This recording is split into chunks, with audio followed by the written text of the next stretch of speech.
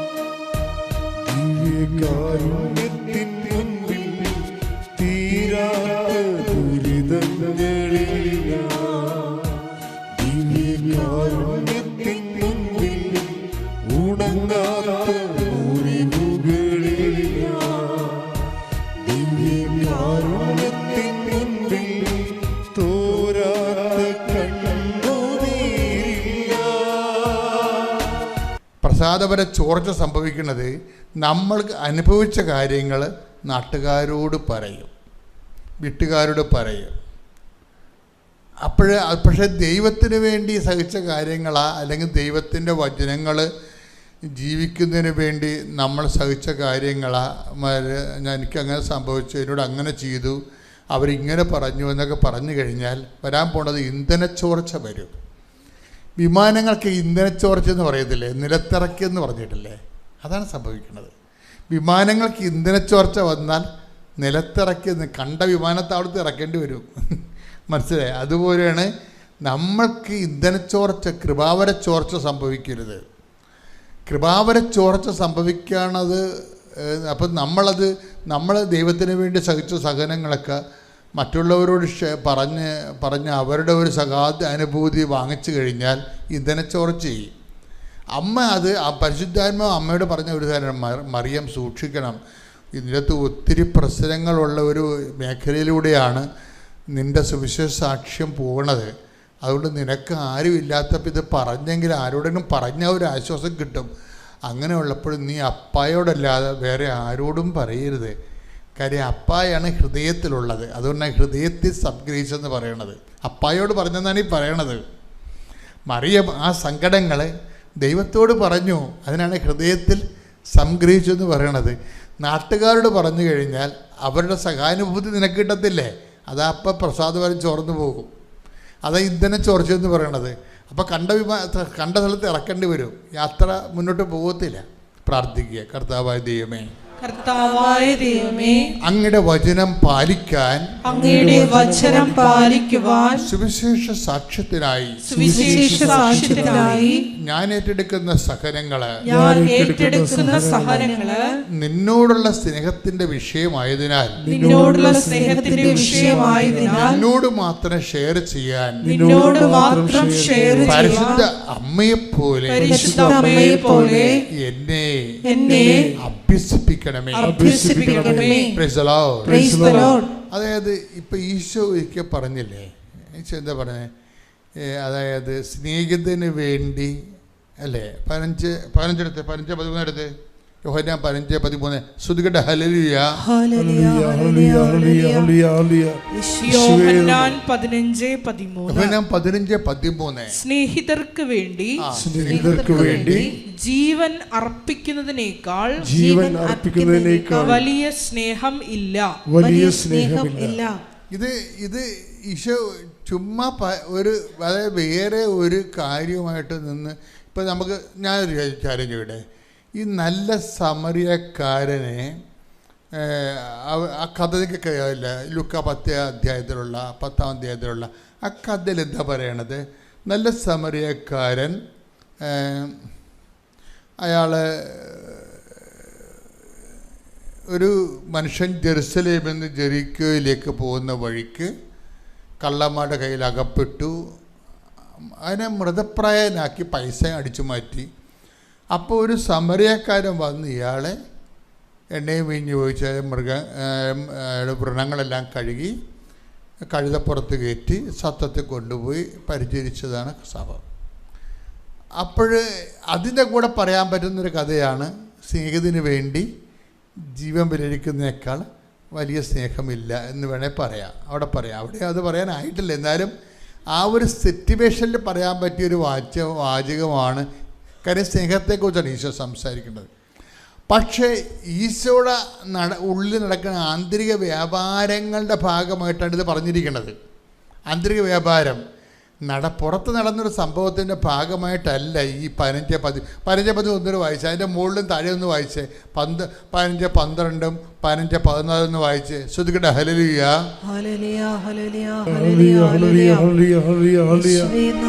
യോഹന്നാൻ 15:12 മുതലുള്ള തിരുവചനങ്ങൾ. ഇതാണ് എൻ്റെ കൽപ്പന, ഞാൻ നിങ്ങളെ സ്നേഹിച്ചതുപോലെ നിങ്ങളും പരസ്പരം സ്നേഹിക്കണം. ഇതിന്റെ ഇനി പറയണ 15-13 പറയണ എന്താണ്? സ്നേഹിതർക്ക് വേണ്ടി ജീവൻ അർപ്പിക്കുന്നതിനേക്കാൾ വലിയ സ്നേഹം ഇല്ല. ജീവൻ അർപ്പിക്കുന്നതിനേക്കാൾ വലിയ സ്നേഹമില്ല. ഞാൻ നിങ്ങളോട് കൽപ്പിക്കുന്നത് നിങ്ങൾ ചെയ്യുന്നെങ്കിൽ നിങ്ങൾ എൻ്റെ സ്നേഹിതരാണ്. ഇതിന്റെ വിഷയം എന്ന് പറയണത്, നമ്മൾ യേശുക്രിസ്തു നമുക്ക് വേണ്ടി ക്രൂശിക്കപ്പെട്ടതിന്റെ പിന്നിലെ എന്താണ് അതിൻ്റെ സത്യം എന്താണെന്ന് ഈശോ പറയാം. അതാണ് എന്താണ്? നിങ്ങൾ എൻ്റെ കൽപ്പനകൾ വായിച്ച് 15-12 വായിച്ച്. ഇതാണ് എൻ്റെ കൽപ്പന, ഞാൻ നിങ്ങളെ സ്നേഹിച്ചതുപോലെ നിങ്ങളും പരസ്പരം സ്നേഹിക്കണം. അപ്പോൾ നമ്മുടെ സബ്ജക്റ്റ് എന്താണ്? അതായത് 2 കാര്യങ്ങളാണ്. അറിവിൽ അധിഷ്ഠിതമായ ആധ്യാത്മികതയുണ്ട്, അനുഭവത്തിൽ അധിഷ്ഠിതമായ ആധ്യാത്മികതയുണ്ട്. ഈ അറിവിൽ അധിഷ്ഠിതമായ ആധ്യാത്മികതയാണ് ഇപ്പോൾ പറഞ്ഞുകൊണ്ടിരിക്കുന്നത്. പോയിന്റ് മിസ് ചെയ്യരുത് നിങ്ങൾ. അറിവിൽ അധിഷ്ഠിതമായ ആധ്യാത്മികതയിൽ എന്താ ഉള്ളത്? അതായത് ഈശോ നമ്മളെ ഈശോ പറഞ്ഞു നോക്കണത് എന്താണ്? ഞാനിങ്ങനെ ക്രൂശിക്കപ്പെടാനുള്ള കാരണവും നിങ്ങളുടെ പാപത്തിന് പരിഹാരം ചെയ്യാനുള്ള കാരണത്തിൻ്റെ എന്താ കാരണം? ഞാൻ നിങ്ങളെ സ്നേഹിക്കുന്നത് കൊണ്ടാണ്. അതാണ് വിഷയം.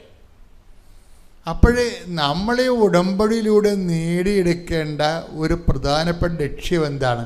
സ്നേഹമാണ്. ശരിക്കും പറഞ്ഞാൽ മനസ്സിലായില്ലേ? ആരോടുള്ള സ്നേഹം? ഈശോ നമ്മളെ സ്നേഹിക്കുന്ന കാരണം എന്താ? ഈശോ നമ്മളെ സ്നേഹിക്കാനുള്ള കാരണം പിതാവ് ഈശോനെ സ്നേഹിക്കുന്നത് കൊണ്ടാണ്. അതാണ് എൻ്റെ അത് അതായത് അത് അറിയണമെങ്കിലും ഉണ്ടല്ലോ. നിങ്ങൾ 10-17 എടുത്തേ. അതായത് യോഹന്നാന്റെ 10-17. തിരിച്ചെടുക്കുന്നതിന് വേണ്ടി ഞാൻ ജീവൻ അർപ്പിക്കുന്നതിനാൽ പിതാവ് എന്നെ സ്നേഹിക്കുന്നു. പിതാവ്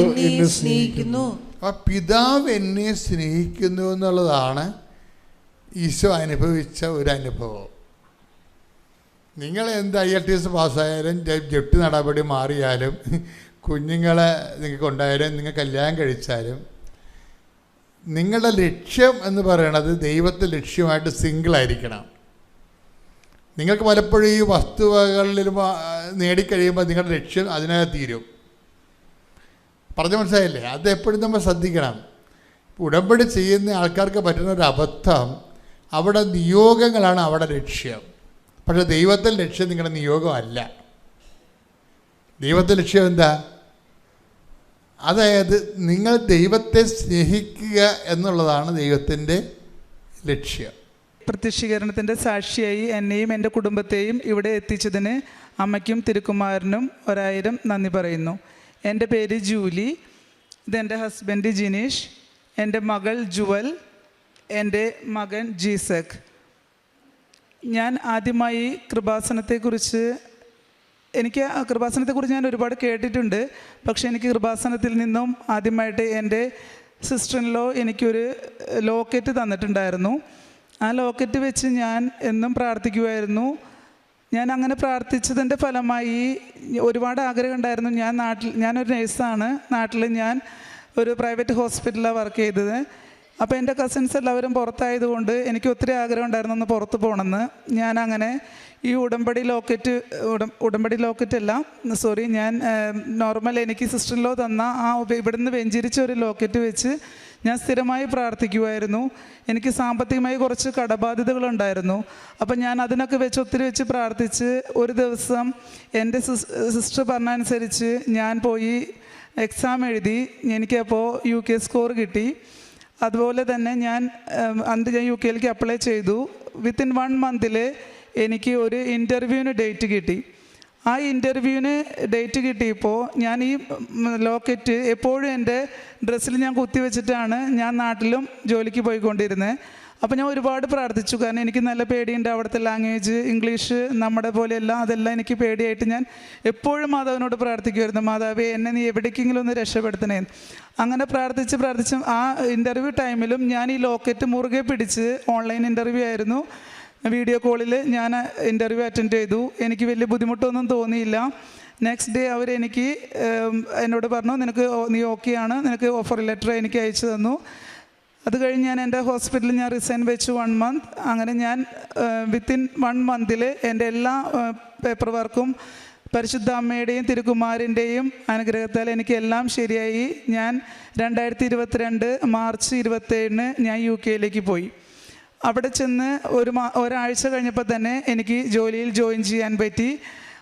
അത് 3 മാസത്തിനുള്ളിൽ എനിക്ക് ഹസ്ബൻഡിനെയും മകളെയും അവിടേക്ക് കൊണ്ടുപോകാനും പറ്റി.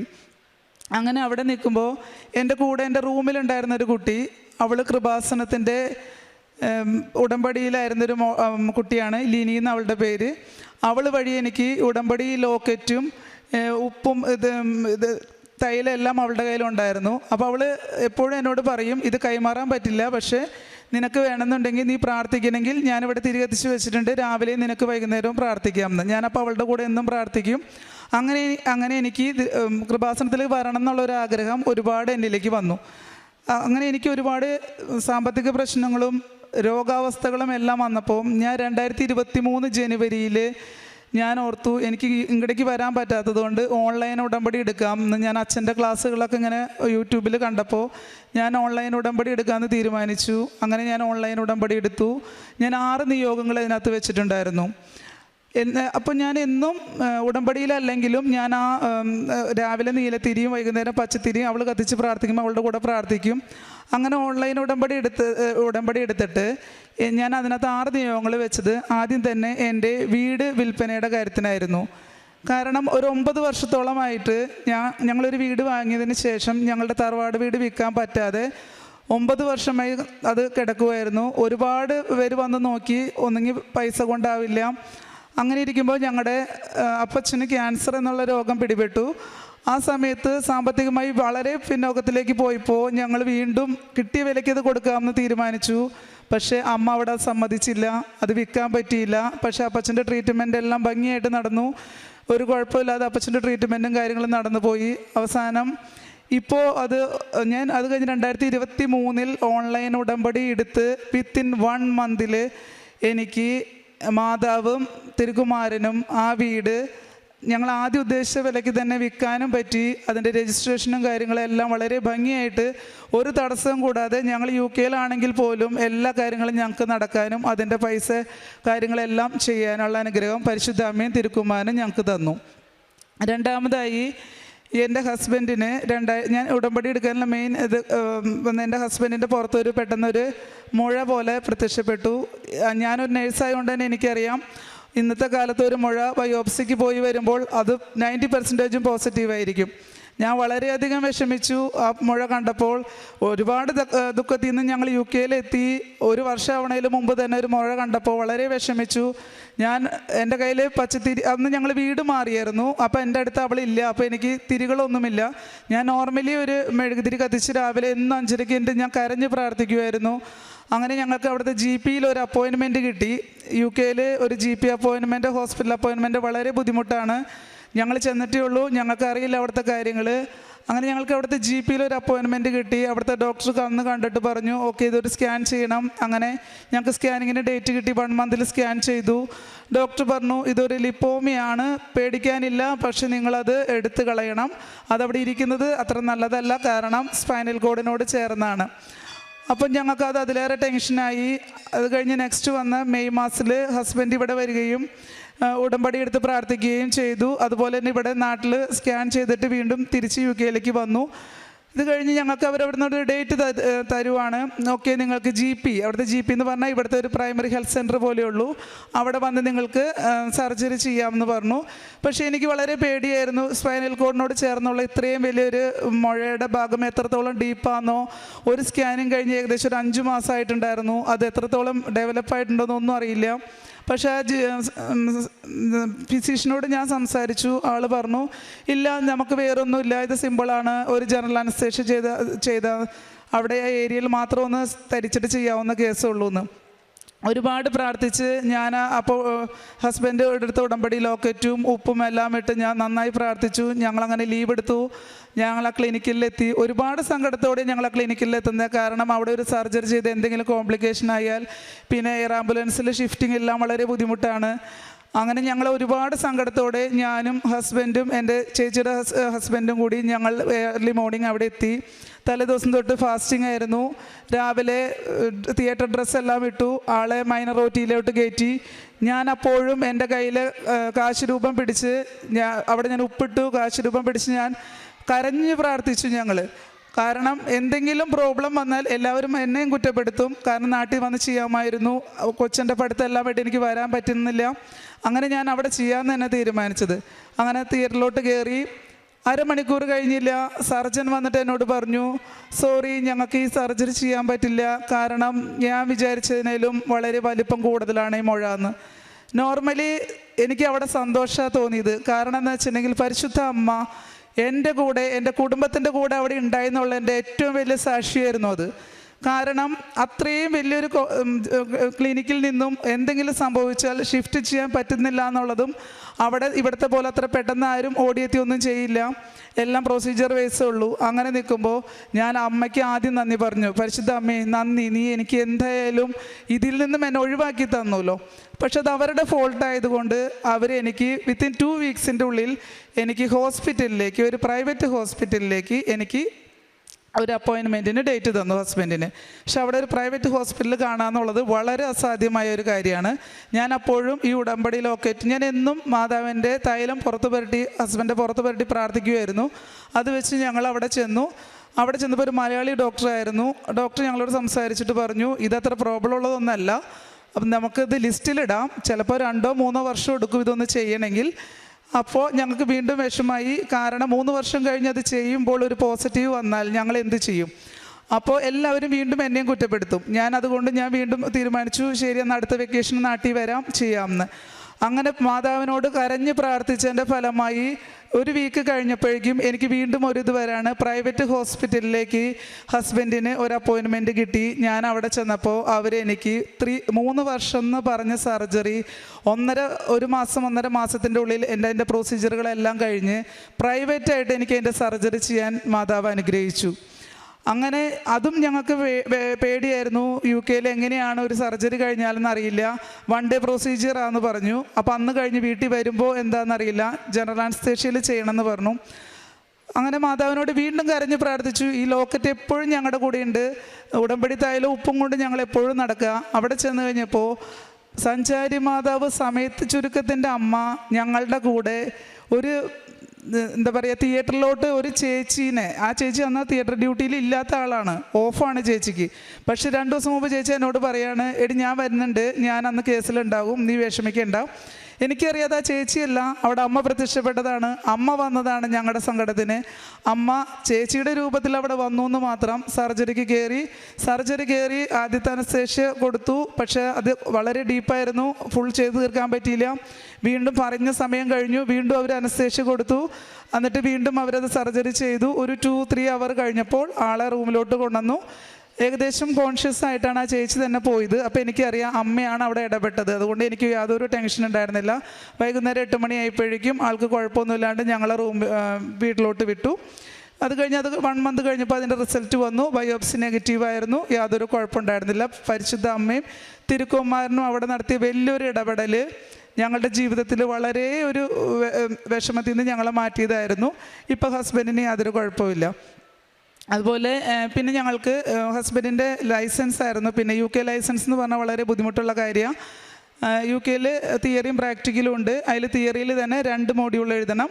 അതിലൊരു മോഡ്യൂളിൽ ആൾക്ക് എപ്പോഴും 1 മാർക്കിന് പോകുമായിരുന്നു. അതുപോലെ അപ്പം ഞങ്ങൾക്കത് ഭയങ്കര വിഷമമായി. ഏറ്റവും ഈസി ഉള്ളതാണ് ആൾക്ക് പോയിക്കൊണ്ടിരുന്നത്. അപ്പം ഞങ്ങളിതുപോലെ തന്നെ അത് വെച്ച് പ്രാർത്ഥിച്ചു. മാതാവിൻ്റെ ഇടപെടലിലും ലോക്കറ്റും ഉപ്പും ഇത് വെച്ച് ഞങ്ങൾ പ്രാർത്ഥിച്ചതിൻ്റെ ഫലമായി എക്സാമിന് കയറിയപ്പോൾ ഹോളിൽ ഉപ്പിട്ട് പ്രാർത്ഥിച്ചു. അത് ഞങ്ങൾ എക്സാം പാസ്സായി. പ്രാക്ടിക്കൽ ഒറ്റ ദിവസം കൊണ്ട് തന്നെ പാസ്സായി. കാരണം ഞങ്ങൾ സ്റ്റിയറിംഗുമ്മ കുരിശ് മാതാവിൻ്റെ തൈലം വെച്ച് കുരിശ് വരച്ച് പ്രാർത്ഥിച്ചിട്ടാണ്. വേറൊരു ഇംഗ്ലീഷ് എക്സാമിനറാണ്. എന്നിരുന്നാൽ പോലും ഒരു കുഴപ്പമില്ലാതെ ആളൊരു 15 മിനിറ്റ് അന്ന് ഡ്രൈവ് ചെയ്യിപ്പിച്ചുള്ളൂ. അത് കഴിഞ്ഞ് ആൾ പറഞ്ഞു ഓക്കെ നീ ഫിറ്റാന്ന് പറഞ്ഞു. അങ്ങനെ ലൈസൻസ് കൊടുത്തു. അതുപോലെ തന്നെ എൻ്റെ ഓസ്കി എക്സാം ഞങ്ങൾക്ക് UK ചെന്നിട്ടാണ് ഓസ്കി എക്സാം എഴുതേണ്ടത്. ഞാൻ ആ എക്സാം എഴുതിയപ്പോൾ ഇതുപോലെ തന്നെ ഞാൻ മാതാവിനോട് പറഞ്ഞു, മാതാവേ വളരെ ബുദ്ധിമുട്ടുള്ള എക്സാമാണ്, വളരെ ചിലവ് ഇതാണ്, അപ്പം ഞങ്ങൾക്ക് വേറെ സ്ഥലത്ത് പോയിട്ടൊക്കെ എഴുതണം. അപ്പം മാതാവ് എനിക്ക് ഇതുപോലെ കാശ് രൂപവും ഉപ്പും തൈലം എല്ലാം വെച്ചിട്ടാണ് ഞാൻ പോയത്. മാതാവ് എനിക്ക് എൻ്റെ ഓസ്കി എക്സാമും വളരെ ഭംഗിയായിട്ട് പാസ്സാക്കി തന്നു. അങ്ങനെ എൻ്റെ ഓൺലൈൻ ഉടമ്പടിയിലെ എല്ലാ കാര്യങ്ങളും നിൽക്കുമ്പോൾ എനിക്ക് 2 പ്രാവശ്യമായിട്ട് സിവിയർ അബ്ഡോമിനൽ പെയിൻ ഉണ്ടാവുകയും അവിടെ CT സ്കാൻ MRI സ്കാനൊക്കെ ചെയ്തു. അപ്പോൾ എനിക്ക് മനസ്സിലായി മാതാവ് എന്നെ ഇവിടെ വന്ന് കാണാൻ, ഞാൻ ഈ നാട്ടിലുണ്ടായിട്ടും ഇവിടെ വരാണ്ട് പോയ ആളാണ്, ഇവിടെ വന്ന് കാണാനാണ് മാതാവ് ആഗ്രഹിക്കുന്നത്. അതാണ് എനിക്ക് എൻ്റെ CT സ്കാൻ നോർമൽ, എല്ലാം നോർമൽ. പക്ഷേ എനിക്ക് എന്താ പറയുക എപ്പോഴും എന്തെങ്കിലുമൊക്കെ രോഗങ്ങൾ ഉണ്ടാവുമായിരുന്നു. അപ്പം ഞാൻ തീരുമാനിച്ചു ഓക്കെ നമുക്ക് നാട്ടിലേക്ക് എന്തായാലും കയറി പോവാം. അങ്ങനെ 2024 മാർച്ച് 24-ാം തീയതി ഞാനും ഹസ്ബൻഡും മകളും കൂടി UK 15 ദിവസത്തെ ലീവിന് ഇവിടെ വന്നു. നേരെ എയർപോർട്ടിൽ നിന്ന് ഞങ്ങൾ ഇവിടെ വന്നു. ഇവിടെ വന്നപ്പോൾ തന്നെ ഞാൻ ഓൺലൈൻ ഉടമ്പടി എടുത്തു. അപ്പോൾ അച്ഛൻ തീർത്ഥാടന ഉടമ്പടി എടുത്തു. അച്ഛൻ എപ്പോഴും പറയാറുണ്ട്, ഞാൻ അച്ഛൻ്റെ ടോക്ക് എപ്പോഴും കേൾക്കുമ്പോൾ അച്ഛൻ പറയും, നിങ്ങൾ എന്നെ കാണാനല്ല വരേണ്ടത്, മാതാവിനെ കാണാനാണ് വരേണ്ടത്, ഞാനൊരു നിമിത്തം മാത്രമാണെന്ന്. അപ്പം ഞാൻ ഓർത്തു, അന്ന് ഒരു ഓശാന ഞായറാണ്, എനിക്കറിയാം ഇവിടെ വന്ന് അച്ഛനെ കാണാൻ പറ്റില്ല എന്ന് 2024. ഞാൻ ഒത്തിരി പ്രാർത്ഥിച്ചു, എനിക്ക് വളരെ ആഗ്രഹം ഉണ്ടായിരുന്നു അച്ഛനെ കാണണമെന്ന്. പക്ഷെ അച്ഛനെ കാണാൻ പറ്റിയില്ല. ഞാനിവിടെ വന്നു ഓൺലൈൻ തീർത്ഥാടന ഉടമ്പടി എടുത്തു. ഞാൻ അന്ന് ഇവിടെ ഓശാന ഞായറാഴ്ചത്തെ കുർബാന കണ്ടു, തീർത്ഥാടന ഉടമ്പടി എടുത്തു. ഞാനും ഹസ്ബൻഡും മകളും കൂടി വന്നിട്ട് ഇവിടുന്ന് ഞങ്ങൾ തിരിച്ച് ഉടമ്പടി ഞാൻ 6 നിയോഗങ്ങൾ വെച്ചു. ഞങ്ങൾ ഇവിടുന്ന് തിരിച്ചു പോയി. ഇവിടുന്ന് പോയി ഒരു 15 ദിവസം കഴിഞ്ഞ് 12 ദിവസം ലീവ് കഴിഞ്ഞ് ഞങ്ങൾ നാട്ടിലെത്തിയത്. UK ഞങ്ങൾ തിരിച്ചെത്തിയത്. UK എത്തിക്കഴിഞ്ഞപ്പോൾ ഞങ്ങൾ പത്രം ഉണ്ടായിരുന്നു ഞങ്ങളുടെ കയ്യിൽ. ആദ്യമായിട്ട് ഞങ്ങളിവിടെ ഓൺലൈൻ ഉടമ്പടി തീർത്ഥാടന ഉടമ്പടി എടുത്തപ്പോഴാണ് ഞങ്ങൾക്ക് പത്രം കിട്ടിയത്. ആ പത്രം കൊണ്ട് ഞങ്ങൾ പോയെങ്കിലും എൻ്റെ അനാസ്ഥ കൊണ്ടോ എന്തോ എനിക്കത് പൂർണ്ണമായിട്ടും ഞാനത് വന്നു എടുത്തുല്ലോ എന്നുള്ളൊരു കോൺഫിഡൻസിൽ തന്നെ എനിക്ക് ആ മാസം സൺഡേസ് എനിക്ക് പള്ളിയിൽ പോകാനും പറ്റുന്നുണ്ടായിരുന്നില്ല, ഡ്യൂട്ടി ആയിട്ട് എനിക്കത് കൊടുക്കാൻ പറ്റിയില്ലായിരുന്നു. അങ്ങനെ എൻ്റെ ഏപ്രിൽ മാസം അങ്ങ് കടന്നു പോയി. മെയ് മാസത്തിൽ എൻ്റെ കുറച്ച് പാത്രങ്ങൾ എനിക്ക് കൊടുക്കാൻ പറ്റിയിട്ടുണ്ടായിരുന്നുള്ളൂ. അപ്പോൾ എനിക്ക് വിഷമായി തുടങ്ങി. കാരണം ഞാൻ ക്ലാസ് കേൾക്കുമ്പോൾ അച്ഛൻ എപ്പോഴും പറയും നിങ്ങൾ ലാഗ് ആക്കരുതെന്ന്. ഞാൻ അങ്ങനെ ജൂൺ മാസത്തിൽ വളരെ ഇതോടുകൂടി ഞാനൊരു ദിവസം സൺഡേ ഞാൻ പോയിട്ട് അവിടെ ഞങ്ങളുടെ UK പള്ളിയിൽ മലയാളി പള്ളിയിൽ വരുന്ന ചേച്ചിമാരെല്ലാവരും ഏകദേശം 20-22 വർഷം അവിടെ എത്തിയവരാണ്. ഞങ്ങളങ്ങനെ സംസാരിക്കാറ് വരെ വളരെ കുറവാണ്. പക്ഷെ ഞാൻ അവിടുത്തെ ചേച്ചിമാർക്കൊക്കെ എൻ്റെ ഉണ്ടായ എല്ലാ അനുഭവങ്ങളും പറഞ്ഞ് മാതാവിനെയും തിരുക്കുമാരൻ്റെയും എല്ലാ ഇതും ഞങ്ങൾക്ക് തന്ന എല്ലാ അനുഗ്രഹങ്ങളും പറഞ്ഞ് വിശുദ്ധ തൈലവും ഉപ്പും എൻ്റെ ഉടമ്പടി ലോക്കറ്റിനെ കുറിച്ചെല്ലാം പറഞ്ഞതിന് ശേഷമാണ് ഞാൻ എല്ലാവർക്കും ഈ പത്രം കൊടുത്തുകൊണ്ടിരുന്നത്. അങ്ങനെ പത്രം കൊടുത്ത് ജൂൺ മാസം കഴിഞ്ഞു. ജൂലൈയിൽ ഞങ്ങളുടെ ലൈഫിലെ ഏറ്റവും വലിയൊരു കാര്യം, എൻ്റെ മോളുണ്ടായിട്ട് അവൾക്ക് 14 വയസ്സായി. അന്ന് മുതൽ മെഡിക്കലി ഞാനും ഹസ്ബൻഡും ഫിറ്റായിരുന്നിട്ടും എല്ലാ തരത്തിലുള്ള സ്കാനിങ്ങുകളും ഞങ്ങൾ ചെയ്തിട്ടും ഇന്നത്തെ അറിയപ്പെടുന്ന കേരളത്തിലെ 3-4 ഗൈനിക് മെയിൻ ഡോക്ടേഴ്സിനെ കണ്ടിട്ടും ഞങ്ങൾക്ക് രണ്ടാമതൊരു കുഞ്ഞുണ്ടായിരുന്നില്ല. ഒരുപാട് ആഗ്രഹിച്ചു പ്രാർത്ഥിച്ചു. അവസാനം ഞങ്ങളത് മനസ്സിൽ നിന്ന് ഞങ്ങൾ വിട്ടു. എന്നിരുന്നാലും ഞങ്ങൾ ഉടമ്പടിയിൽ ഞാൻ വെറുതെ ഒന്ന് എഴുതി വെച്ചിരുന്നു എനിക്ക് ഒരു കുഞ്ഞിനെ വേണമെന്ന്. കാരണം ഇവൾക്കൊരു കൂട്ട് അങ്ങനെ വേണമെന്ന് ഞാൻ എഴുതി വെച്ചിട്ടുണ്ടായിരുന്നു. പക്ഷെ ഞാൻ അതിനായി ഫോക്കസ് ചെയ്ത് പ്രാർത്ഥിച്ചില്ല. പക്ഷേ അമ്മ അവിടെയും അത് ഇടപെട്ടു. ഞാൻ ഈ പത്രം കൊടുത്ത് തീർന്ന അതിൻ്റെ പിറ്റേ മാസം ഞാൻ കൺസീവായി. പക്ഷേ എനിക്ക് എൻ്റെ ഏജ് വെച്ചിട്ടും എൻ്റെ ഫസ്റ്റ് ഡെലിവറിയുടെ ഇത് വെച്ചിട്ടും വളരെ കോംപ്ലിക്കേഷൻ ആയിരിക്കുമെന്നും ഇതെങ്ങനെ മുമ്പോട്ട് പോകുമെന്നും ഒരു ഉറപ്പില്ലാതെ ഞങ്ങൾ വളരെയധികം വിഷമിച്ചിട്ടുണ്ടായിരുന്നു. അങ്ങനെ ഞാൻ അവിടെ തന്നെ ഈ പറഞ്ഞ പോലെ UK കാണൽ എളുപ്പമല്ലെങ്കിലും അവിടെ പോയി ഞാൻ കണ്ടു. ഡോക്ടേഴ്സ് എൻ്റെ അടുത്ത് പറഞ്ഞു ഓക്കെ സ്കാൻ ചെയ്യാം. ഞങ്ങൾ വളരെ പേടിച്ചു. ഞാൻ അപ്പോഴും ഈ ഉടമ്പടി ലോക്കറ്റ് ഉപ്പും എല്ലാം കൊണ്ട് സ്കാനിങ് ഹോളിൽ കയറി. സ്കാൻ ചെയ്യാൻ ഡോക്ടർ ഒരു ആഫ്രിക്കൻ ഡോക്ടറാണ് ഇരിക്കുന്നത്. ആൾ ഡോക്ടർ ചെയ്യാനിരിക്കുന്ന സമയത്ത് ഞാനും ഹസ്ബൻഡും ഡോക്ടറെ നോക്കുന്നേയില്ല. ഞങ്ങൾ രണ്ടുപേരും പ്രത്യക്ഷീകരണത്തിൻ്റെ സാക്ഷിയായി ഞങ്ങൾ ഉയർത്താൻ പരിശുദ്ധ അമ്മേ ഞങ്ങൾ ഉയർത്തണമേ എന്ന് പ്രാർത്ഥിച്ച് അമ്മ തന്ന ഈ ലോക്കറ്റും ഉടമ്പടി ഉപ്പും കയ്യിൽ പിടിച്ച് കണ്ണടച്ച് ഞാൻ ആ മേശയിൽ കിടന്ന് പ്രാർത്ഥിച്ചുകൊണ്ടിരിക്കുക. ആ ഡോക്ടർ ചോദിക്കുന്നത് നീ എന്താ പറയുന്നത്? ഞാൻ പറഞ്ഞു ഇല്ല അത് ഞങ്ങളുടെ പ്രയറാണ്. ഓക്കെ, അപ്പോൾ അത് കഴിഞ്ഞ് വെച്ചിട്ട് ആൾ പറഞ്ഞു പ്രസൻറ്റിൽ ഇപ്പം നിനക്ക് പ്രോബ്ലംസ് ഒന്നുമില്ല, ഓക്കെ നമുക്ക് 5 months സ്കാനിങ് ആണ്, നമുക്ക് അറിയാൻ പറ്റുള്ളൂ എന്ന് പറഞ്ഞു. എനിക്ക് സമാധാനമായി ഞാനും ഹസ്ബൻഡ് അവിടെ നിന്ന് ഇറങ്ങി. ഈ ഉടമ്പടി ലോക്കറ്റ് അന്ന് മുതൽ ഞാൻ എന്ന് രാത്രി കിടക്കുമ്പോഴും ഈ ലോക്കറ്റ് ഞാനൊരു കൊന്തയിലിട്ടിട്ട് ഞാൻ എൻ്റെ ഉദരത്തിൽ വെച്ചിട്ടാണ് ഞാൻ കിടന്നുകൊണ്ടിരുന്നത്. എല്ലാ ദിവസവും രാവിലെ എണീറ്റ് ഞാനും മകൾക്കും ഹസ്ബൻഡും ഞാൻ തൈലം പൂശി കൊടുക്കും. അതുപോലെ എനിക്ക് എന്തെങ്കിലും വയറിന് എന്തെങ്കിലും ബുദ്ധിമുട്ട് എന്തെങ്കിലും ഞാൻ അപ്പോൾ ഉപ്പിട്ടിട്ട് വെള്ളം കുടിക്കുമായിരുന്നു. അങ്ങനെ എൻ്റെ 5 മാസം എത്തി. 5 മാസത്തിൻ്റെ അനോമലി സ്കാൻ ചെയ്യാൻ വളരെയധികം വിഷമിച്ചിട്ടാണ് ഞങ്ങൾ പോകുന്നത്. അവിടെ ചെന്നു അനോമലി സ്കാനിങ്ങിന് കയറി. അതുപോലെ ഞങ്ങൾ സങ്കടപ്പെട്ടു, ഉപ്പിട്ടു. ഞാൻ ആ മേശയ്ക്ക് ചുറ്റും ദൈവമേ ആ ഡോക്ടറിൻ്റെ വായിൽ നിന്ന് വീഴുന്നത് എന്താണെങ്കിലും ഞങ്ങൾക്കത് ആക്സെപ്റ്റ് ചെയ്യാനുള്ളൊരു മനസ്സ് ഞങ്ങൾക്ക് വേണം. പിന്നെ 13 വർഷം കഴിഞ്ഞിട്ട് അമ്മയും തിരുക്കുമാരനും ഇടപെട്ട് തന്ന കേസായതുകൊണ്ട് അമ്മ തന്നെ ഇതിനകത്ത് ഇടപെടണം. ആ സ്കാനിങ്ങിൻ്റെ ആരിരുന്നാലും എനിക്ക് കുഴപ്പമില്ല, അമ്മ തന്നെ ആയിരിക്കണം എനിക്ക് സ്കാനിങ്ങിൻ്റെ മറുപടി തരേണ്ടത്. അപ്പോൾ രണ്ടാമത് സ്കാനിങ്ങിന് കയറി കഴിഞ്ഞപ്പോഴും ഇതുപോലെ തന്നെ ഞാൻ ആ ലോക്കറ്റ് പിടിച്ച് കണ്ണടച്ച് മുറുക്കി പിടിച്ച് പ്രാർത്ഥിച്ചുകൊണ്ടിരുന്നു. ഇത് കഴിഞ്ഞു. അപ്പോൾ അവരെൻ്റെ അടുത്ത് ചോദിച്ചു നിനക്ക് സ്കാനിങ് കഴിഞ്ഞു, കുഴപ്പമില്ല, നിൻ്റെ അനോമലിയിൽ തന്നെ പ്രോബ്ലംസ് ഒന്നുമില്ല, നിനക്ക് കുഴപ്പമില്ലാത്തൊരു ആൺകുഞ്ഞാണ്, കുഴപ്പമില്ല എന്ന് പറഞ്ഞു. ഓക്കെ, ഞാൻ പറഞ്ഞു എനിക്ക് ഏത് കുട്ടിയാണെങ്കിലും കുഴപ്പമില്ല, എനിക്ക് പ്രോബ്ലംസ് ഇല്ലാത്തൊരു കുട്ടിയായിട്ട് വേണം. അപ്പോൾ മാതാവിൻ്റെ ലോക്കറ്റ് പിടിച്ച് പ്രാർത്ഥിച്ചു. ഞങ്ങൾ അവിടെ നിന്ന് കരഞ്ഞ് പ്രാർത്ഥിച്ചു. ഞങ്ങളന്ന് പ്രത്യക്ഷീകരണത്തിൻ്റെ സാക്ഷിയായി പ്രത്യക്ഷീകരണ പ്രാർത്ഥന എന്ന് രാവിലെ ചെല്ലുമ്പോൾ 5:30 എണീറ്റ് ഞങ്ങൾ ചെല്ലും. UK സമയത്തിൽ ഞങ്ങൾ ചെല്ലാം. അവിടെ ചെല്ലുമ്പോൾ ഞാനിങ്ങനെ കരഞ്ഞ് പ്രാർത്ഥിക്കുമായിരുന്നു, ദൈവമേ ഇനി ഇത്രയും വർഷം കഴിഞ്ഞിട്ട് ഒരു കുഞ്ഞിനെ കിട്ടുമ്പോൾ ഒരുപാട് കോംപ്ലിക്കേഷനായി ഒരു കുഞ്ഞിനെ ഇനി ഒരു സങ്കടത്തിലേക്ക് ഞങ്ങൾക്ക് തരരുതെന്ന്. പക്ഷേ മാതാവ് ഒരു കുഴപ്പമില്ലാണ്ട് ഞങ്ങളെ മുമ്പോട്ട് കൊണ്ടുപോയി. അങ്ങനെ ഇരിക്കുമ്പോൾ 2024 നവംബർ 15-ാം തീയതി എനിക്ക് പെട്ടെന്ന് എൻ്റെ ഹാർട്ട് റേറ്റ്, അത് മെഡിക്കൽ ഫീൽഡിൽ SVT എന്ന് പറയും, എൻ്റെ ഹാർട്ട് റേറ്റ് വളരെയധികം കൂടി. എന്ത് സംഭവിച്ചെന്നറിയില്ല. പെട്ടെന്ന് വളരെയധികം അത് കൂടിയിട്ട് 180-190 ആയി. ഞാൻ മാത്രമേ വീട്ടിലുള്ളൂ. മകൾ സ്കൂളിൽ പോയിക്കാണ്, ഹസ്ബൻഡ് പുറത്ത് പോയേക്കുക. ഞാൻ ഹസ്ബൻഡിനെ വിളിച്ചു, എനിക്ക് വല്ലാത്തൊരു ബുദ്ധിമുട്ട് തോന്നുന്നു. ഹസ്ബൻഡ് വന്നു. വിത്തിൻ സെക്കൻഡിൽ ഞങ്ങൾ അവിടെ നിന്ന് ഹോസ്പിറ്റലിലെത്തി. പക്ഷേ അവിടുത്തെ ANEയിലേക്ക് ഞാൻ കടന്നതും സഡനായിട്ട് ഞാൻ അൺകോൺഷ്യസ് ആയിപ്പോയി. എനിക്കറിയില്ല എന്താ, ഞാൻ അപ്പോൾ 5 മാസം പ്രഗ്നൻ്റ് ആണ്. എനിക്കറിയില്ല, എൻ്റെ കയ്യിൽ ആകെ ഒരു ഫയലേ ഉള്ളൂ. പിന്നെ എനിക്ക് ഓർമ്മ വരുമ്പോൾ ഫുൾ ECG ലീഡ് എല്ലാം വെച്ചിട്ടാണ് ഞാൻ ഇരുന്നത്. പക്ഷെ ഞാൻ ഈ ഹാർട്ട് റേറ്റ് ഇടിച്ചിട്ട് ഞാൻ പോകുമ്പോഴും എൻ്റെ കയ്യിൽ കൃപാസനത്തിലെ ഉടമ്പടി ഉപ്പും തൈലവും, കാരണം എൻ്റെ മെഡിക്കൽ ഫയലിൽ ഞാനത് എപ്പോഴും വെക്കാറുണ്ട്, ലോക്കറ്റും എൻ്റെ കയ്യിലുണ്ടായിരുന്നു, കൊന്തയും. അപ്പം എനിക്ക് മനസ്സിലായി ഞാൻ അൺകോൺഷ്യസ് ആയ വഴി ഞാൻ അതെല്ലാം കൂടി എൻ്റെ ഫയലിലേക്ക് ഇട്ടു. കാരണം അത് മിസ്സായി പോവല്ലോ എന്ന് പറഞ്ഞാൽ ഫയലിലേക്ക് ഇട്ടു. അത് വെച്ചിട്ട് എനിക്ക് ഓർമ്മ, എൻ്റെ ഹസ്ബൻഡ് വണ്ടി ഇട്ടിട്ട് വരുമ്പോൾ എനിക്ക് ഓർമ്മയില്ല. അത് കഴിഞ്ഞ് അവരെല്ലാവരും കൂടി എടുത്തിട്ട് അവിടെ, പിന്നെ എൻ്റെ ഓർമ്മ വരുമ്പോൾ ഞാൻ ICUലാണ്. എൻ്റെ എല്ലാ മെഡിക്കൽ ഇത് വെച്ചിട്ട് എന്നെ ICUയിൽ കിടത്തിയിട്ടുണ്ട്. പക്ഷേ എൻ്റെ ഹാർട്ട് റേറ്റിന് ഒട്ടും കുറവില്ല. 190 ആണ്, 180-190 ഇങ്ങനെ അടിച്ചുകൊണ്ടിരിക്കുന്നു. കരോട്ടിഡ് മസാജ് ചെയ്തു അവർ, കാരണം പ്രഗ്നൻസി ആയതുകൊണ്ട് അവർക്കൊന്നും ചെയ്യാൻ പറ്റുന്നില്ല, അതിലൊട്ടും കുറയുന്നില്ല. അവസാനം എല്ലാ ഡോക്ടേഴ്സും വന്നു. ICUയിൽ ചുറ്റും ഡോക്ടേഴ്സ് ഉണ്ട്. രണ്ടാമത് അവർ എൻ്റെ അടുത്ത് ഒരു സിറിഞ്ചിൽ ഊതാൻ പറഞ്ഞു. അതുപോലത്തെ ഒരു ട്രീറ്റ്മെൻറ്റ് എന്തോ കാർഡിയാക്ക് ഉണ്ട്, അത് ചെയ്തു. പക്ഷേ എനിക്കതെല്ലാം കുറയുന്നില്ല. അവസാനം അവർ വളരെ സങ്കടത്തോടെ എന്നോട് വന്നിട്ട് പറഞ്ഞു, ഞങ്ങൾക്കറിയാം 14 വർഷത്തിൻ്റെ ഗ്യാപ്പിൽ നീ ഒരു പ്രഗ്നൻ്റ് ആണ്, പക്ഷേ ഞങ്ങൾക്കൊന്നും ചെയ്യാൻ പറ്റില്ല, നിൻ്റെ ലൈഫ് കഴിഞ്ഞിട്ടാണ് ഞങ്ങൾക്ക് കുട്ടിയുടെ ലൈഫ് നോക്കാൻ പറ്റുള്ളൂ, അതുകൊണ്ട് നീ കൺസെൻ്റ് ഒപ്പിടണം. ഇനി നിനക്ക് ഞങ്ങൾ ഇഞ്ചക്ഷൻ എടുക്കാൻ പോകുകയാണ്, അതുകൊണ്ട് നിൻ്റെ ഹാർട്ട് റേറ്റ് കുറയുന്നപ്പം കുട്ടിയുടെ ഹാർട്ട് റേറ്റും കുറയും. അവർ മിഡ് വൈഫിനെ ഇൻഫോം ചെയ്തു. അവിടെ മിഡ് വൈഫാണ് വന്ന് കാര്യങ്ങൾ ചെയ്യുക. മിഡ് വൈഫിനെ ഇൻഫോം ചെയ്തു.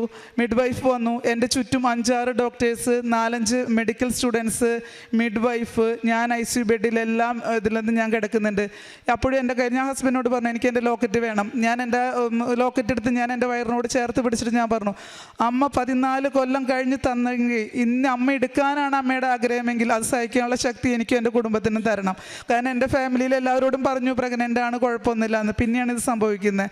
അല്ല, അമ്മ തന്നതാണെങ്കിൽ ഞാൻ ഹസ്ബൻഡ് ഉറച്ചു വിശ്വസിച്ചു. ഞങ്ങളവിടെ നിന്ന് വിശ്വാസ പ്രമാണം ചൊല്ലി, മാതാവേ നീ ഈ ഒരു ഹാർട്ട് ബീറ്റ് ഒരു പ്രഗ്നൻസിയിൽ നമുക്കറിയില്ല അതെങ്ങനെ വരുന്നു എന്നോ അവിടെ ഒന്നും നമുക്കറിയുന്നില്ല. അങ്ങനെ ഇരിക്കുമ്പോൾ 5 മാസം വരെ ഈ ഹാർട്ട് ബീറ്റ് എൻ്റെ കഴിവ് കൊണ്ടോ എൻ്റെ ഹസ്ബൻഡിൻ്റെ കഴിവ് കൊണ്ടോ ഇന്നത്തെ ഒരു മെഡിക്കൽ ശാസ്ത്രത്തിലോ അല്ല ഉണ്ടായത്. അമ്മയും അമ്മയുടെ തിരുക്കുമാരൻ ഇടപെട്ടതാണ്.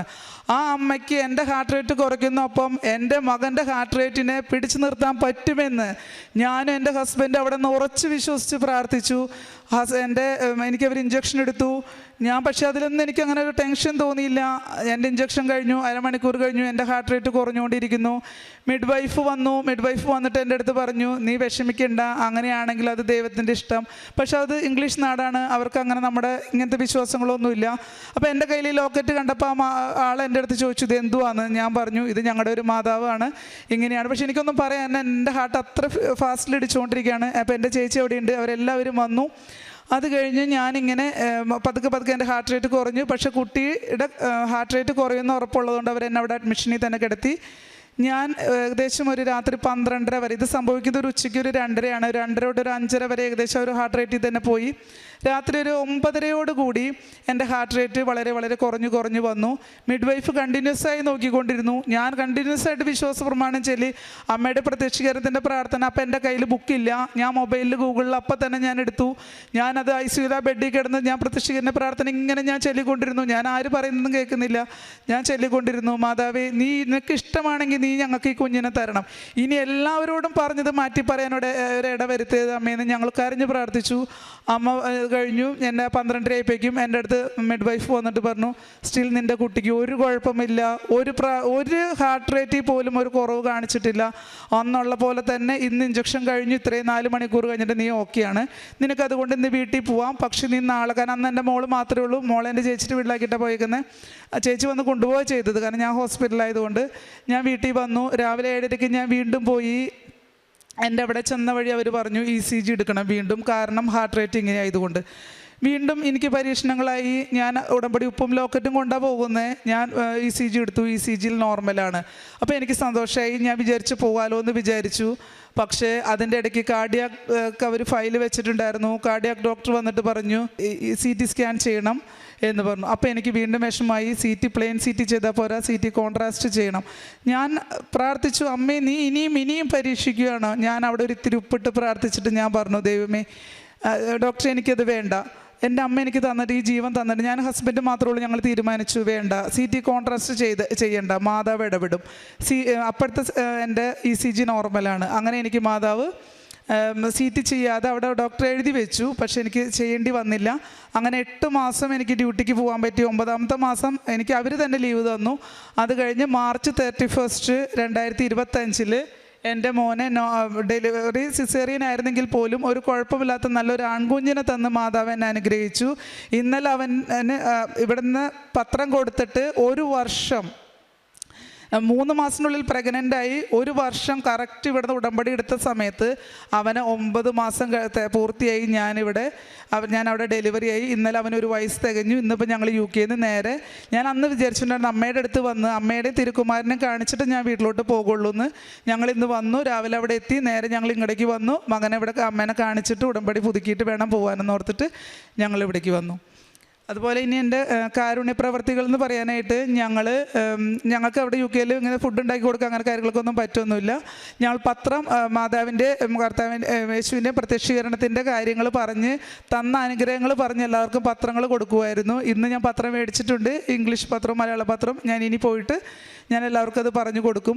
പിന്നെ ഞങ്ങൾക്ക് അവിടെ നിന്ന് ഒന്നും ചെയ്യാൻ പറ്റാത്തതുകൊണ്ട് സാമ്പത്തികമായിട്ട് ഞങ്ങൾക്ക് സാലറി കയറുമ്പോൾ നാട്ടിലൊരു ചേട്ടനുണ്ട്, ഞങ്ങൾ അറിയാവുന്നതാണ്. അപ്പോൾ ആ ചേട്ടന് ഞങ്ങൾ പൈസ അയച്ചു കൊടുക്കും. ആൾ ഡയാലിസിസ്, കീമോതെറാപ്പി അങ്ങനെയൊക്കെ ചെയ്യുന്ന രോഗികളെ കണ്ടുപിടിച്ച് അവർക്ക് കൊണ്ടുപോയി കൊടുക്കുക. അതുപോലെ ഓണം, ക്രിസ്മസ് അങ്ങനെയൊക്കെ വരുമ്പോൾ ഒരുപാട് വിഷമിക്കുന്ന കുടുംബങ്ങളുണ്ടെന്ന് അറിയാം. അപ്പോൾ ഞങ്ങൾ കുറച്ച് പൈസയൊക്കെ ആ ചേട്ടൻ അയച്ചു കൊടുക്കുമ്പോൾ ചേട്ടൻ പോയിട്ട് അതൊക്കെ അർഹതപ്പെട്ടവർക്ക് കൊടുക്കും. അങ്ങനെയുള്ള പ്രേക്ഷിത പ്രവർത്തനങ്ങളാണ് ഞങ്ങൾ ചെയ്തുകൊണ്ടിരിക്കുന്നത്. പിന്നെ ആത്മീയ പ്രവർത്തനം എന്ന് പറഞ്ഞാൽ ഞങ്ങൾക്കവിടെ പള്ളി ഉള്ളത് കൊണ്ട് ഞങ്ങൾ കുമ്പസാരിക്കാൻ അവസരം കിട്ടുമ്പോഴൊക്കെ പോയി കുമ്പസാരിക്കും. ചിലപ്പോഴൊക്കെ 2 ആഴ്ചയിൽ കുമ്പസാരിക്കാൻ പറ്റും, ചിലപ്പോൾ മാസത്തിൽ ഞങ്ങൾ കുമ്പസാരിക്കും. അതുപോലെ ദിവ്യബലിക്ക് പോകാൻ പറ്റുമ്പോഴൊക്കെ ദിവ്യബലിക്ക് പോകും. അല്ലാത്തപ്പോൾ വീട്ടിൽ തന്നെ ഞങ്ങൾ ഓൺലൈനിലാണെങ്കിലും മൊബൈലിൽ കാണും, ടി വിയിലായാലും ഞങ്ങൾ കുർബാന കാണും. പിന്നെ നമ്മൾക്ക് കുടുംബ പ്രാർത്ഥനകൾ ഞങ്ങൾ ചെല്ലും, 5:30 പ്രത്യക്ഷീകരണ പ്രാർത്ഥന ചെല്ലും. അച്ഛൻ്റെ ഡെയിലി ബ്രെഡ് ഞങ്ങൾ ഒരു ദിവസം പോലും മുടങ്ങാതെ രാവിലെ ഞങ്ങളത് ഇടുകയും ഞാൻ എൻ്റെ ഫോണിൽ എപ്പോഴും ഞാൻ സ്റ്റാറ്റസ് ഇടും. അതുപോലെ ഡെയിലി ബ്രെഡ് ഞാൻ മാത്രമല്ല ഞങ്ങളെല്ലാവരും അത് കൂടും. രാവിലെ ഞങ്ങളത് വെച്ചിട്ടാണ് ഞങ്ങളുടെ വീട്ടിൽ തുടങ്ങുക. അതുപോലെ ചൊവ്വാഴ്ചത്തെ അച്ഛൻ്റെ ധ്യാനം ഫുൾ അന്ന് തന്നെ കൂടാൻ പറ്റിയില്ലെങ്കിൽ പോലും ഞാൻ അച്ഛൻ്റെ ധ്യാനം കൂടും. അങ്ങനെയൊക്കെ ആയിട്ട് ഞങ്ങളോട് ഉണ്ട്. അതിനപ്പുറത്ത് എൻ്റെ മകള് അവൾ പഠിക്കുന്ന സ്കൂളിൽ ക്രിസ്ത്യൻ സ്കൂളാണെങ്കിലും നമ്മുടെ പോലത്തുള്ള വിശ്വാസങ്ങളെല്ലാവർക്ക് എല്ലാം ഒരു മിറാക്കിൾ പോലെ സംഭവിക്കുന്നു ചിന്തിക്കുന്ന ആൾക്കാരാണ്. അപ്പോൾ അവളുടെ ആറിയിൽ വെച്ച് നടന്നൊരു അവളാണ് ആദ്യമായിട്ട് ഇതിൻ്റെ ഒരു സാക്ഷ്യം പറയാനായിട്ട് ഒരു ഇടവന്ന് ഞാൻ അവൾക്ക് കൊടുക്കും. എൻ്റെ പേര് ജുവൽ. അപ്പോൾ ഞാൻ പഠിക്കുന്ന ഒരു കാത്തലിക് സ്കൂളിലാണ്. അപ്പോൾ ഞങ്ങൾക്ക് അവിടെ ആറി എന്ന് പറയുന്നൊരു സബ്ജക്റ്റ് ഉണ്ട്. അതായത് നമ്മുടെ റിലീജിയൻസിനൊക്കെ പറ്റി പഠിപ്പിക്കുന്നൊരു സബ്ജക്റ്റാണ്. അപ്പോൾ അന്ന് ആ ലെസൺ ഞങ്ങൾക്ക് മാതാവിനെ പറ്റിയായിരുന്നു. മാതാവും അതേപോലെ മാതാവിൻ്റെ ഓരോ പിൽഗ്രിമേജും അതൊക്കെയായിരുന്നു അന്നത്തെ ലെസൺ. അപ്പോൾ ടീച്ചേഴ്സ് ഞങ്ങളുടെ അടുത്ത് ഇങ്ങനെ ചോദിച്ചു, നിങ്ങൾക്ക് അറിയാവുന്ന പിൽഗ്രിമേജുകൾ ഏതൊക്കെയാണെന്ന് വെച്ചാൽ അത് എഴുതാൻ പറഞ്ഞു. അപ്പോൾ കുറേ കുട്ടികൾ ഇങ്ങനെ പല സ്ഥലത്ത് എഴുതി. അപ്പോൾ എനിക്കറിയാവുന്ന ഒരെണ്ണമായിട്ട് ഞാൻ കൃപാസനം എഴുതിയിട്ടുണ്ടായിരുന്നു. അപ്പോൾ ടീച്ചർ എൻ്റെ അടുത്ത് വന്നിട്ട് ചോദിച്ചു, കാരണം ബാക്കി കുട്ടികളുടെ എല്ലാം ടീച്ചറിന് ഒരുവിധം അറിയാവുന്നതായിരുന്നു, ഇത് മാത്രം ടീച്ചറിന് അറിയില്ലാത്തൊരു സ്ഥലമായിരുന്നു. അപ്പോൾ ടീച്ചർ എൻ്റെ അടുത്ത് വന്നിട്ട് ചോദിച്ചു, ഇത് ഏതാണ് ഈ സ്ഥലം, ഇത് എന്താണെന്ന് ചോദിച്ചു. അപ്പം ഞാനിങ്ങനെ എക്സ്പ്ലെയിൻ ചെയ്തു കൊടുത്തു, ഇതിങ്ങനെ കേരളത്തിലാണ്, ഈ സ്ഥലം ആലപ്പുഴയാണെന്ന് പറഞ്ഞു. എന്നിട്ട് ഞാൻ പറഞ്ഞു ഇങ്ങനെ. അപ്പോൾ ടീച്ചർ ചോദിച്ചു, എന്താണ് അവിടെ സംഭവിച്ചത്, എന്താണ് ഇതൊരു പിൽഗ്രിമേജായി മാറാനുള്ള കാരണം എന്ന് ചോദിച്ചു. അപ്പോൾ ഞാനിങ്ങനെ പറഞ്ഞു, ഇങ്ങനെ മാതാവ് അച്ഛന് ജീവനോടെ പ്രത്യക്ഷപ്പെട്ടതും അതേപോലെ നെഞ്ചത്തൊരു ഘടികാരം വെച്ച് പ്രത്യക്ഷപ്പെട്ട അതും അതേപോലെ അച്ഛൻ്റെ അടുത്ത് ഇങ്ങനെ ഒരു ദുരന്തമുണ്ടാകാൻ പോകുന്നു എന്നൊക്കെ പറഞ്ഞു. അതിനുശേഷം ഇതേപോലെ സുനാമി ഉണ്ടായതും അതെല്ലാം ഞാൻ ടീച്ചറിന് നന്നായിട്ട് അത് എക്സ്പ്ലെയിൻ ചെയ്തു കൊടുത്തു. അപ്പോൾ ടീച്ചറിന് മാത്രമല്ല അവിടെ എല്ലാ കുട്ടികളും ഞാൻ പറയുന്നത് കേൾക്കുന്നുണ്ടായിരുന്നു. അതിനുശേഷം ഞാൻ തന്നെ പറഞ്ഞു ടീച്ചറിൻ്റെ അടുത്ത്, ഇങ്ങനെ എനിക്കും ഒരു അനുഭവമുണ്ട്, ഇത് ആക്ച്വലി നടക്കുന്ന ഒരു സംഭവമാണ്. അപ്പോൾ അവരുടെ കുട്ടികളെല്ലാവരും ഞാൻ ഇതൊക്കെ പറയുന്നുണ്ട്, എല്ലാവരും വിശ്വസിക്കുന്നുണ്ടായിരുന്നില്ല. അപ്പോൾ ഞാൻ എൻ്റെ തന്നെ ഒരു എക്സ്പീരിയൻസ് അവർക്ക് പറഞ്ഞു കൊടുത്തു. ഇങ്ങനെ ഞങ്ങൾ ഇവിടെ വന്ന് ഉടമ്പടി 2024 ഉടമ്പടി എടുത്ത് ഒരു 3 മാസത്തിനുള്ളിൽ 14 ഇയേഴ്സിൻ്റെ ഒരു ഗ്യാപ്പാണ്. അപ്പോൾ ഞാൻ ഒരുപാട് അങ്ങനെ ആഗ്രഹിച്ചിരുന്നതായിരുന്നു, ഒരു ബ്രദർ ഓർ സിസ്റ്റർ, എനിക്കൊരു സിബ്ലിംഗ് ഉണ്ടാകാൻ ഒരുപാട് ആഗ്രഹിച്ചിരുന്നതായിരുന്നു. എന്നിട്ട് എനിക്ക് ഇത്രയും നാളും ഉണ്ടായിരുന്നില്ല. ഞാൻ പണ്ടൊക്കെ ഒരുപാട് പ്രാർത്ഥിക്കുമായിരുന്നു അതിനു വേണ്ടി. പിന്നെ അവസാനം ഒന്നും കിട്ടാതായപ്പോൾ പിന്നെ ഞാനും പ്രാർത്ഥനയിൽ ഒന്ന് ഉഴപ്പി, അതെല്ലാം ഞാൻ പറഞ്ഞു. അത് കഴിഞ്ഞ് ഇങ്ങനെ ഈ സ്ഥലത്ത് വന്ന് ഉടമ്പടി എടുത്ത് 3 മാസത്തിനുള്ളിൽ എൻ്റെ അമ്മ പ്രഗ്നൻ്റ് ആയെന്നും ഞാൻ പറഞ്ഞു. അപ്പോൾ അമ്മ ആ ടൈമിൽ എനിക്ക് തോന്നുന്നു 7 മന്ത്സ് എങ്ങാണ്ടായിരുന്നു അമ്മയ്ക്ക്. അപ്പോൾ ഞാനിങ്ങനെ പറഞ്ഞു, അമ്മ 3 മാസത്തിനുള്ളിൽ പ്രഗ്നൻ്റ് ആയി, ഇപ്പോൾ അമ്മ 7 മന്ത്സ് ആണ്. അതേപോലെ അപ്പോൾ അമ്മയുടെ സ്കാനിങ് കഴിഞ്ഞ് അവർ ജെൻഡറും പറഞ്ഞിട്ടുണ്ടായിരുന്നു. അപ്പോൾ ഞാനിതിപ്പോൾ എൻ്റെ ആഗ്രഹം പോലെ എനിക്ക് ആഗ്രഹമുള്ള പോലത്തെ ഒരു ഉണ്ണീനെ തന്നെയാണ് അവർ തന്നതെന്നൊക്കെ പറഞ്ഞു. അപ്പോൾ ടീച്ചറൊക്കെ അത് ഭയങ്കരമായിട്ട് വിശ്വസിച്ചു. കുട്ടികൾ എത്രത്തോളം വിശ്വസിച്ചു എന്ന് എനിക്കറിയില്ല, പക്ഷെ എല്ലാവരും അത് നല്ല ശ്രദ്ധയോടെ കേൾക്കുകയും ഇതെല്ലാം ചെയ്തു. മാതാവിനെയും തിരുകുമാരനെയും മഹത്വപ്പെടുത്താൻ സാധിച്ചതിന് മാതാവിന് തിരുകുമാരന് 1000 നന്ദി പറയുന്നു. ഇത്രയും അനുഗ്രഹങ്ങൾ തന്ന പരിശുദ്ധ അമ്മയ്ക്കും തിരുകുമാരനും 1000 നന്ദി. എൻ്റെയും ഞങ്ങളുടെ കുടുംബത്തിൻ്റെയും 1000 നന്ദി പറയുന്നു.